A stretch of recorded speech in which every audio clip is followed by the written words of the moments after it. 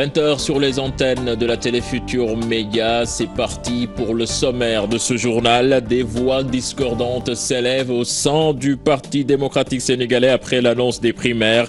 Aïda Mbodj se démarque de cette initiative. La présidente du conseil départemental de Bambey pense que l'heure est au combat pour sortir leurs frères libéraux de prison.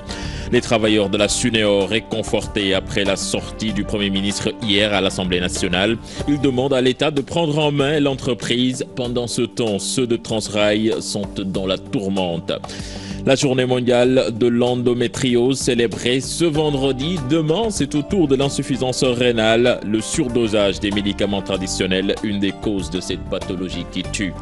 À suivre en fin de journal, le dossier culture du vendredi qui s'intéresse aujourd'hui au monument de la Renaissance. Cette structure en bronze de 52 mètres est devenue une attraction touristique. Voilà le sommaire de ce journal. Tout de suite, le développement.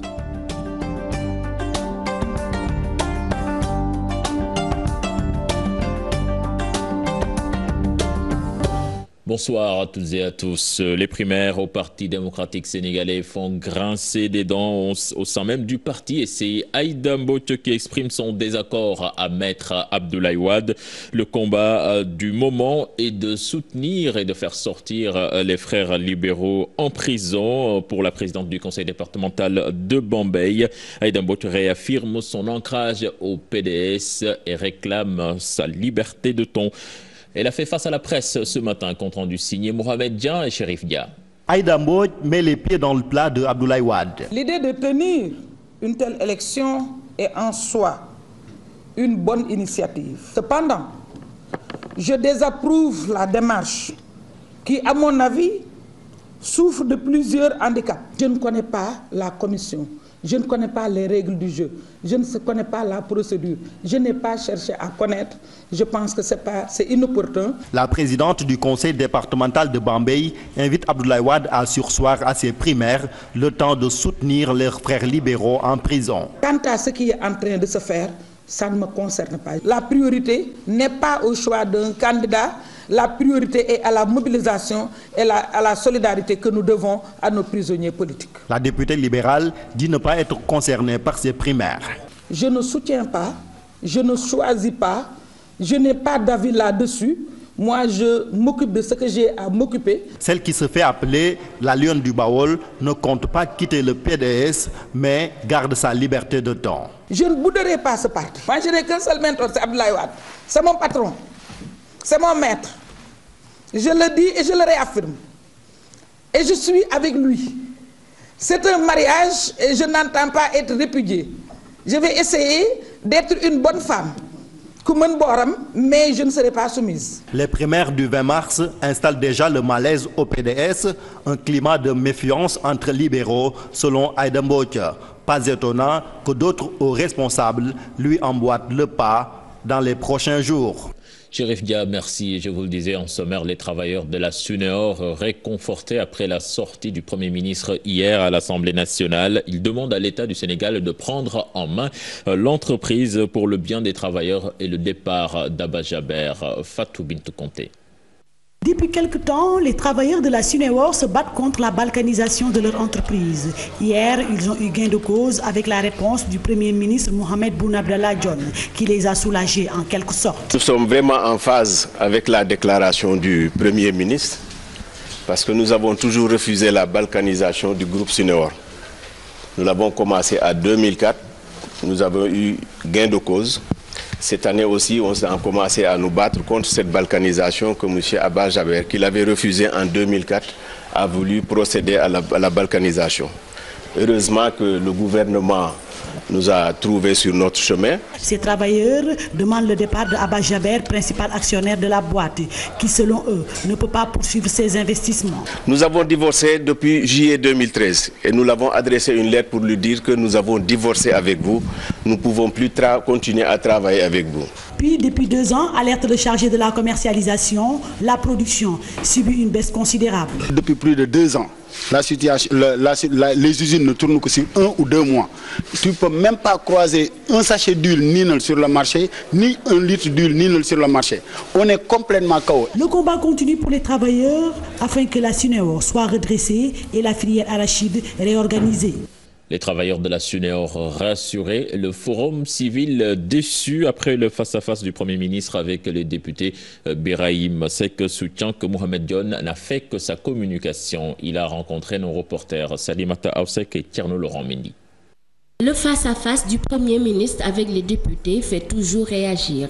C'est au tour de la société civile de donner son opinion. Birahim Seck affirme que Mohamed Dionne a violé la loi. Tous les 3 mois, le gouvernement doit faire un rapport sur l'exécution du budget, transmis au Parlement et rendu public. Depuis 2012, je n'ai pas encore vu un seul rapport trimestriel où chaque ministère a envoyé au Parlement et rendu public. Ça pourrait nous épargner également de sa déclaration de politique générale. Le membre du Forum civil précise que beaucoup de questions d'actualité ont été omises. D'abord, lui, son intervention irrégulière dans ce contrat qu'ils ont accordé à une entreprise chinoise à hauteur de 20 milliards de francs CFA, sans appel à la concurrence. Et donc un contrat qui a été lancé au profit de Aprosi. Il n'en a pas parlé. Le Premier ministre également n'est pas revenu sur une question d'actualité sur les 2 puits qui ont été accordés également au groupe Tender, en Sud-Casamance, mais également à Saloum Offshore. Birahim Seck conclut que le Premier ministre était venu seulement pour faire sa communication. Deuxièmement, ils ont dit qu'ils ont signé le contrat avec Africa Energy, avec le groupe Archéan et non avec Africa Energy. En réalité, encore une fois, ce qui est archi faux. Ils ont voulu communiquer, mais moi je reste le champ de la loi. Ce que la loi a dit, ils ont communiqué pourquoi? Pour informer sur la gestion des deniers publics. Donc ils devraient également respecter la loi. Durant des heures, le chef du gouvernement a échangé avec les élus du peuple. Une rencontre que beaucoup de Sénégalais ont appréciée. Salimata Aoussek, des Sénégalais interrogés, apprécient diversement cet exercice qui est une première à l'hémicycle. Si certains approuvent, d'autres restent sur leur faim. Chérif Dia, Mohamed Dia. Le passage du Premier ministre Mohamed Boun Abdallah Dionne et de son gouvernement à l'Assemblée nationale sur toutes les lèvres. Une première saluée globalement par l'homme de la rue. Je trouve que dans le fond, il n'y a rien à dire. Dans une démocratie, il faut nécessairement un dialogue et il faut nécessairement que le peuple sénégalais soit identifié, soit au courant de certaines questions. Cette dame n'a pas la même appréciation que ses concitoyens. Elle se montre plus critique à l'endroit du Premier ministre. C'était du cinéma, on n'a pas le temps pour ça. Si c'est ça le Sénégal émergent, je me demande où va le Sénégal. Il ne m'a pas convaincu.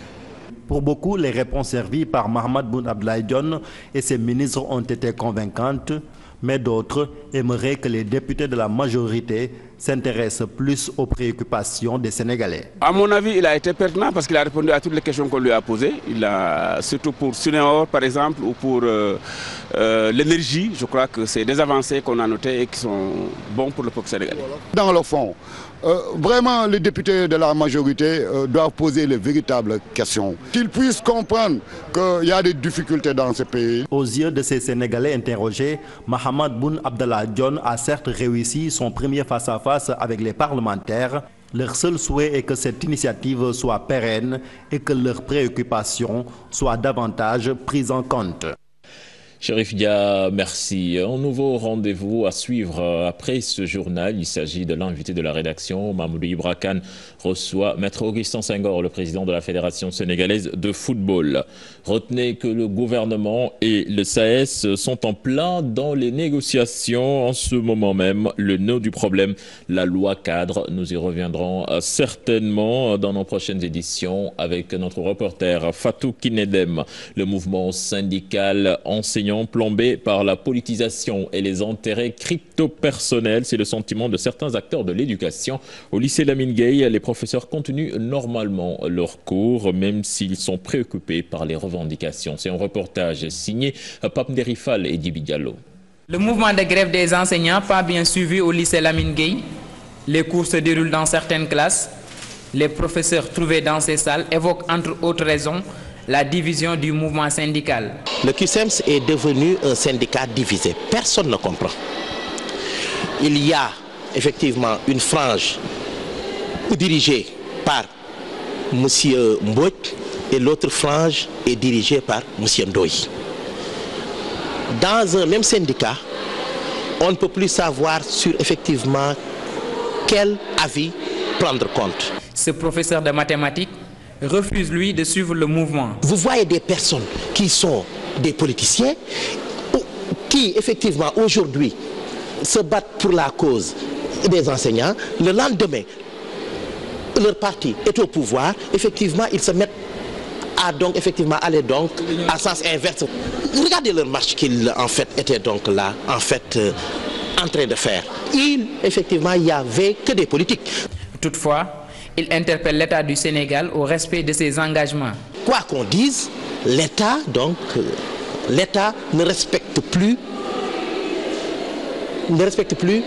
les engagements qu'il avait tenus. Des professeurs du lycée Lamine Gueye n'ont pas observé le mouvement de grève de leur syndicat. Pour eux, les dirigeants syndicaux ne défendent que des intérêts crypto-personnels. Ils poursuivent les enseignements pour ne pas compromettre l'avenir des élèves. Direction Thiès à présent avec les travailleurs de Transrail qui sont encore dans la tourmente. Ils s'insurgent contre les autorités étatiques qui préconisent un changement institutionnel de l'entreprise sans qu'ils soient impliqués. Ils ont tenu ce matin leur assemblée générale, compte rendu signé à Charanta Diop. Le changement du schéma institutionnel préconisé par l'État du Sénégal n'engage nullement les cheminots de Transrail. Ces derniers ont lancé ce cri de cœur au cours de leur assemblée générale tenue dans l'enceinte de l'entreprise. L'outil continue de se dégrader du point de vue de l'entretien des machines, du point de vue de l'entretien des wagons, du point de vue de la gestion des points de revendication. Aujourd'hui, les cheminots n'ont aucune information profonde et vitale pour leur survie. Du chef de l'État, mis en place un secrétaire d'État chargé de gérer le rail. Mais je vous dis que jusqu'à présent, en tout cas, en dehors des réunions pas du tout officielles, donc ils trouvent le malin plaisir de communiquer à travers la presse. Ça aussi, ça prouve nettement que le dossier ferroviaire est très mal géré. Et puis... Transrail n'est pas encore sur de bons rails. La société est à l'agonie. Selon les cheminots, rien ne peut se faire sans l'implication du groupe de contact mis en place par les deux États, le Sénégal et le Mali. En 2014, ils ont signé le dernier communiqué qui dit qu'il faut obligatoirement mettre le schéma institutionnel à place. Mais aujourd'hui, on est combien? 10. Jusqu'à présent, il n'a été fait, ni au Mali, ni au Sénégal. Les commissions qui sont en train de se faire, ça c'est avec la volonté de Transrail, c'est avec la volonté du secrétaire d'État du Sénégal. Les travailleurs de Transrail interpellent le chef de l'État ainsi que les centrales syndicales pour l'ouverture des négociations avant que l'irréparable ne se reproduise. Nous reparlons du Forum civil qui invite l'État du Sénégal à asseoir une bonne politique fiscale. Cela permettrait de financer à partir de ressources propres plusieurs projets tels que le plan Sénégal émergent. Le PSE, donc, Birahim Seck, participait à un panel sur l'évasion fiscale. Il s'est prononcé sur cette question au micro de Mambiram Diouf. Comme tout État qui aspire à un développement économique social, a besoin de ressources financières pour financer ses projets de développement. Donc aucun État ne devrait en principe encourager soit la fraude fiscale, ou bien l'évitement fiscal, ou bien l'évasion fiscale. Je pense que ces trois notions aujourd'hui qui ont été clarifiées par les experts pour montrer que ces trois notions qui sont négatives ceux qui sont négatifs pour la collecte et le recouvrement des deniers publics. C'est pourquoi aujourd'hui le Forum civil a invité ces experts pour qu'ils puissent nous expliquer un peu dans quel sens l'État du Sénégal ou même la zone UEMOA, la CEDEAO et même au plan mondial, ces États africains en voie de développement aideraient beaucoup à encourager également cette évasion fiscale. Santé à présent, la journée mondiale de l'endométriose célébrée ce vendredi, une pathologie qui se manifeste à travers le cycle menstruel chez la femme avec des complications qui peuvent déboucher sur la stérilité. Pour en savoir plus, suivons ce reportage signé Fatou Kinedem. Des règles douloureuses parmi les signes de l'endométriose, une pathologie méconnue. Quand on n'est pas enceinte, au 28e jour en moyenne du cycle, les règles sortent. Et en sortant, c'est la muqueuse qui est en train de sortir, une partie de la muqueuse. Chez certaines patientes, cette muqueuse, au lieu de sortir, elle reflue, passe par les trompes et va se retrouver à l'intérieur de la cavité abdominale. Difficile de parler de causes spécifiques. Par ailleurs, les complications sont entre autres des douleurs pelviennes, chroniques, qui ont tendance à s'aggraver avec le temps et qui sont invalidantes. La patiente, elle en arrive au moment où elle a ses règles à ne plus pouvoir rien faire. Parfois même, elle est obligée d'être hospitalisée à chaque fois qu'elle a ses règles. Et la deuxième complication, c'est l'infertilité. Il n'existe pas de traitement préventif de la maladie, sinon... Un traitement basé sur des pilules osoprogestatives pour diminuer un peu l'action des hormones sur l'endomètre, n'est-ce pas? Il y a aussi des analogues de la GnRH, des médicaments que la patiente prend en injection chaque mois ou chaque 3 mois. Au maximum, on peut faire de la chirurgie. Donc, chirurgie soit radicale, enlever et l'utérus et les ovaires.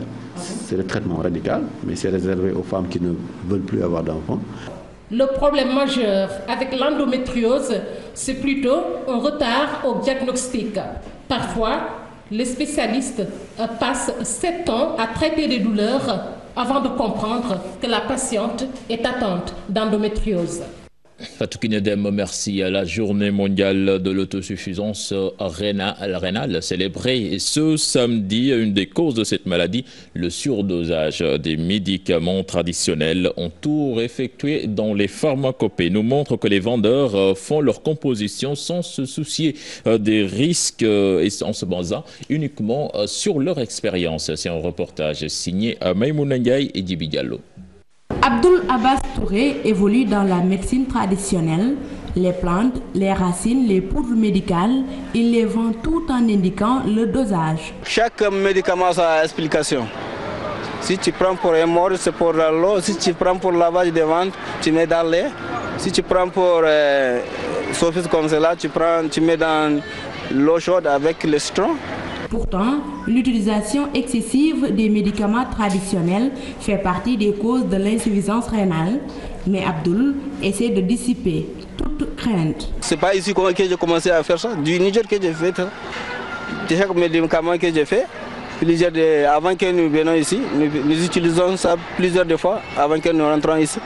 Il n'amène aucun problème parce que ce sont des racines que nous savons, c'est pas une seule fois que j'ai utilisé ça. Les clients aussi se soucient peu des conséquences du surdosage. Avant de prendre ces médicaments, je sollicite les conseils du tradipraticien. C'est lui qui m'explique tout. Les causes de l'insuffisance rénale sont multiples. Cette année, beaucoup de spécialistes de la santé ont sensibilisé sur le surdosage des médicaments traditionnels. Malheureusement, les personnes s'en rendent compte tardivement. Maïmouna Ndiaye, boire beaucoup d'eau minimiserait les risques d'attraper cette maladie qui est l'insuffisance rénale. Nos reporters Pape Nderifal et Younous Diatta nous apprennent que les Sénégalais boivent beaucoup. Reportage. L'eau, liquide précieux et vital, sa faible consommation expose la personne face à certaines maladies. Ces Sénégalais rencontrés en consomment couramment. Au cours de la journée aussi, à chaque fois que le besoin se fait sentir, j'en prends. Et même si le besoin ne se présente pas, j'en prends.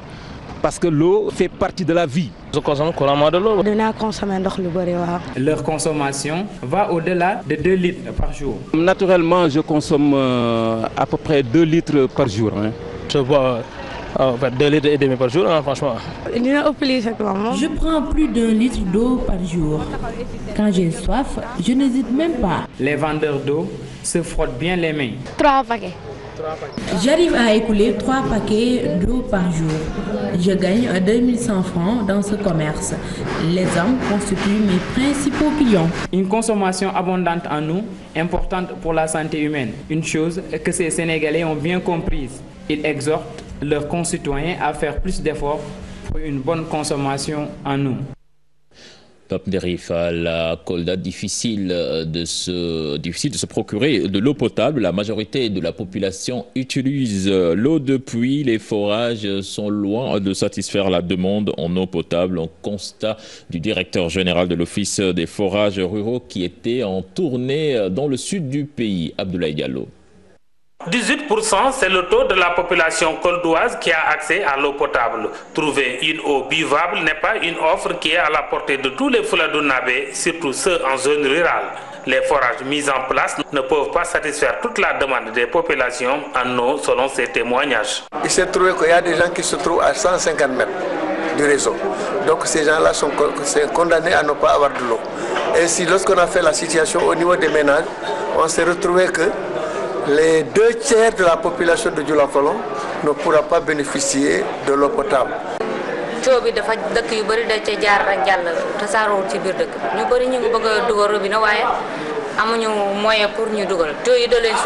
Pour trouver une solution face à ce problème, le directeur général de l'Office des forages ruraux est venu rencontrer les membres des associations des usagers des forages. Dans les villes, avoir un branchement dans une maison, c'est rien de spécial, mais dans le monde rural, c'est un luxe. Le Sénégal, c'est 14 millions d'habitants, 6 millions d'habitants qui sont dans les villes et 8 millions d'habitants qui paient l'eau plus chère et qui paient l'eau qui n'est pas forcément de très bonne qualité. Le taux d'accès à l'eau dans la région de Kolda tourne autour de 18%, alors qu'au niveau national, c'est 70%. Tous ces dysfonctionnements du moins que nous voulons corriger, et c'est en droite ligne avec la politique du chef de l'État, son Excellence Macky Sall. Pour atteindre les résultats escomptés, le DG de l'OFOR invite les partenaires du Sénégal à suivre les indications de l'État par rapport aux zones prioritaires en matière d'eau potable.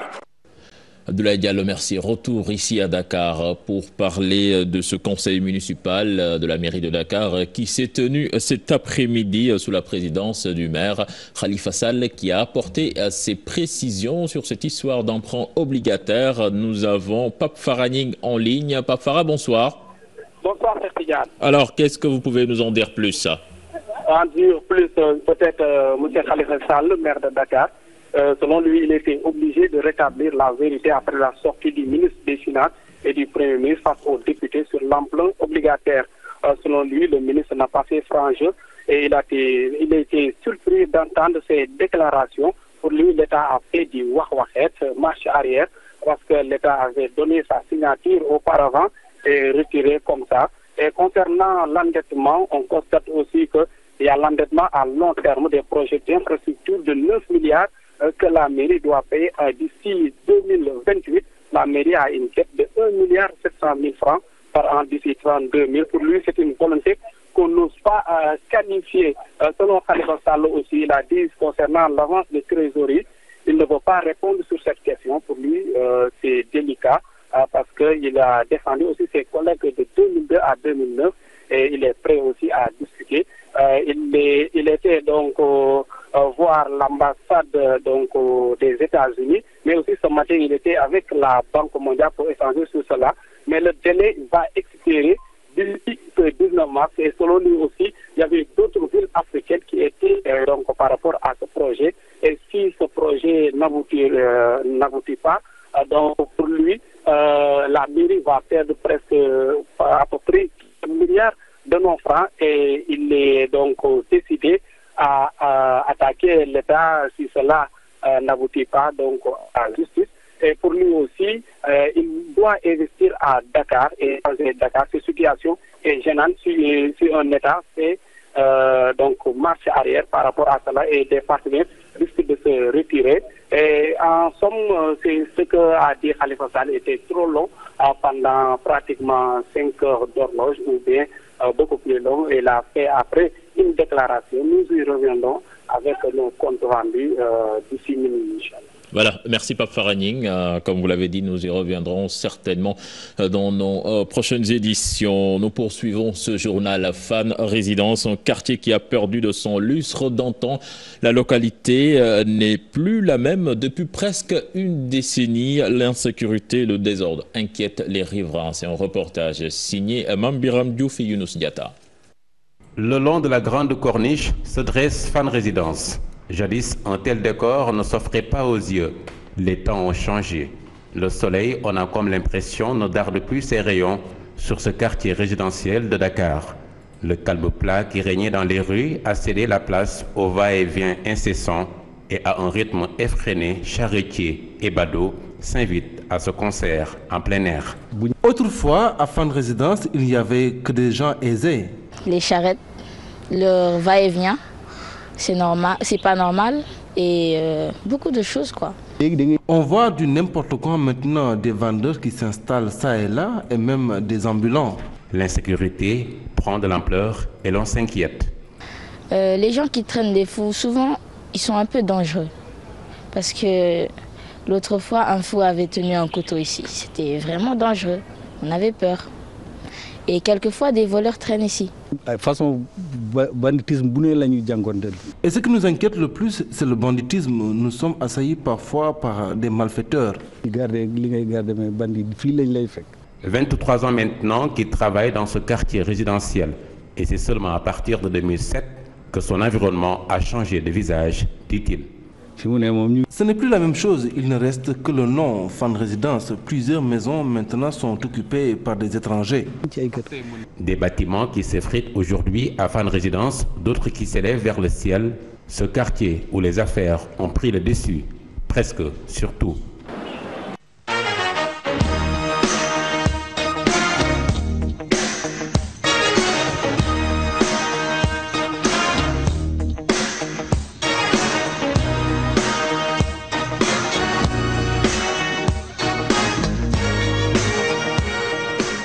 La page des sports du football avec le championnat d'Afrique des U20, les Lions du Sénégal qui vont tenter de décrocher leur qualification pour les demi-finales. Dès demain, ce sera face au Congo. Pendant ce temps, le Nigeria va rencontrer la Côte d'Ivoire. Hier, le Ghana et le Mali ont composté leur ticket pour les demi-finales. C'était à Mour, au stade Caroline Faye, sous le regard d'agents recruteurs qui ont déjà flairé de bons coups. Pape Faraning Mbaye Diouf.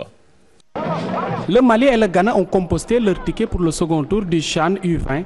Ils ont respectivement battu l'Afrique du Sud et la Zambie sur le même score de 2-1. Des performances qui ont séduit les nombreux observateurs du ballon rond. Des jeunes talents africains. Certains sont même prêts à enrôler des joueurs déjà repérés pour les clubs européens. Première fois, le joueur, il faut avoir de qualité, non?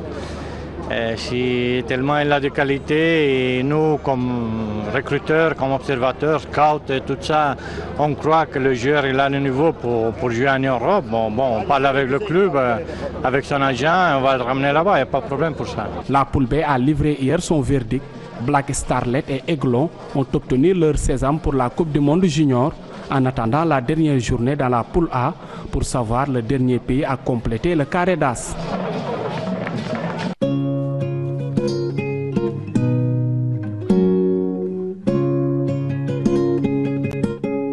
Le dernier acte de ce journal, le dossier culture du vendredi qui porte aujourd'hui sur le monument de la Renaissance. Cette structure monumentale de 52 mètres en bronze est devenue aujourd'hui un lieu touristique, nous disent nos reporters Chertidiane John et Mardian.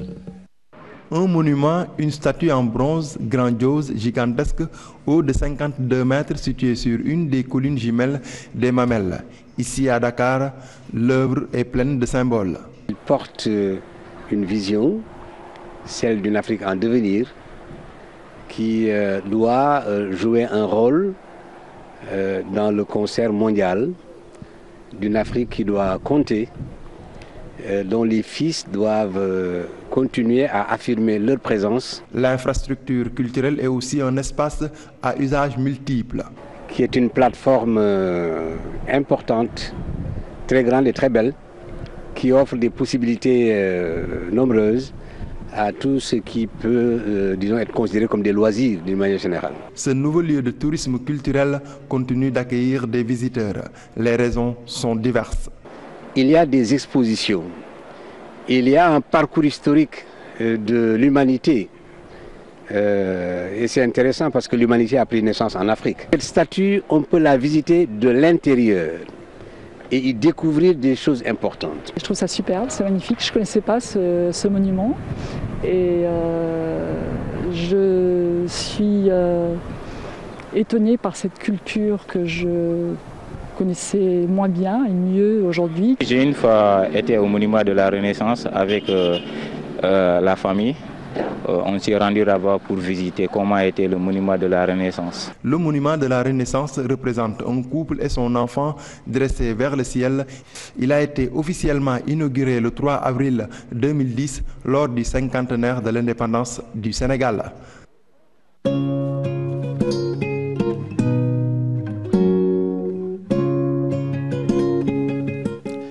Tidiane John, merci. C'est la fin de ce journal, mais dans quelques instants, vous avez rendez-vous avec Mamadou Ibra Kane, dont l'invité de la rédaction. Il a pour invité Maître Augustin Senghor, le président de la Fédération sénégalaise de football. Au revoir.